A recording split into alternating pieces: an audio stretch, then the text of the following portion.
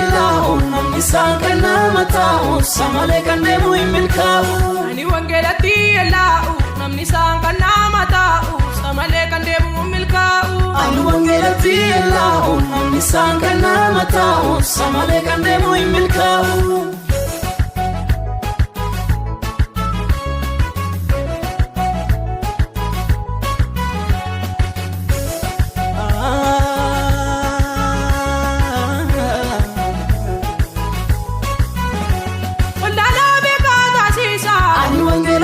Allahu ingei ke dubachisa ani wangeelatti Allahu jamati galagarsiisa ani wangeelatti Allahu dudabane dagesisa ani wangeelatti Allahu namni sankana mata'u samale kandemu milkaa'u ani wangeelatti Allahu namni sankana mata'u samale kandemu milkaa'u ani wangeelatti Allahu namni sankana mata'u samale kandemu milkaa'u ani wangeelatti Allahu namni sankana mata'u samale kandemu milkaa'u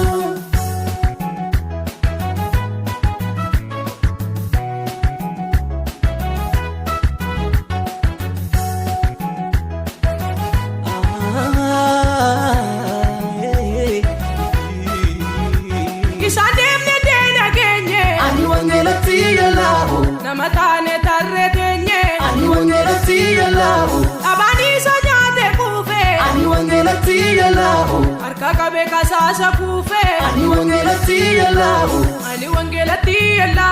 namni sankana mata'u samale kandemu milkaa'u ani wangeelatti Allahu namni sankana mata'u samale kandemu milkaa'u ani wangeelatti Allahu namni sankana mata'u samale kandemu milkaa'u ani wangeelatti Allahu namni sankana mata'u samale kandemu milkaa'u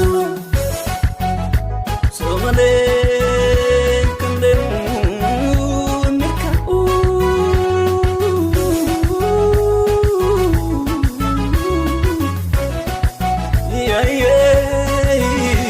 hojjetera dhugaa wangeela ani wangeelatti Allahu walqixxeessa saawaltaala ani wangeelatti Allahu nijafaata lubbu qabu ani wangeelatti Allahu aggaamedha maalen darbu ani wangeelatti Allahu namni sankana mata'u samale kandemu milkaa'u ani wangeelatti Allahu namni sankana mata'u samale kandemu milkaa'u ani wangeelatti namni sankana mata'u samale kandemu milkaa'u ani wangeelatti Allahu namni sankana mata'u samale kandemu milkaa'u ani wangeelatti Allahu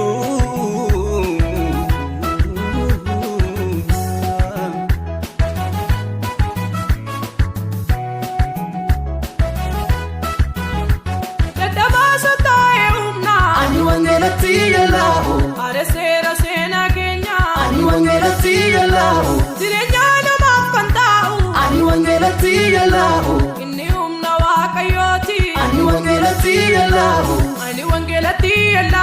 namni sankana mata'u samale kandemu milkaa'u ani wangeelatti Allahu namni sankana mata'u samale kandemu milkaa'u ani wangeelatti namni sankana mata'u samale kandemu milkaa'u ani wangeelatti Allahu namni sankana mata'u samale kandemu milkaa'u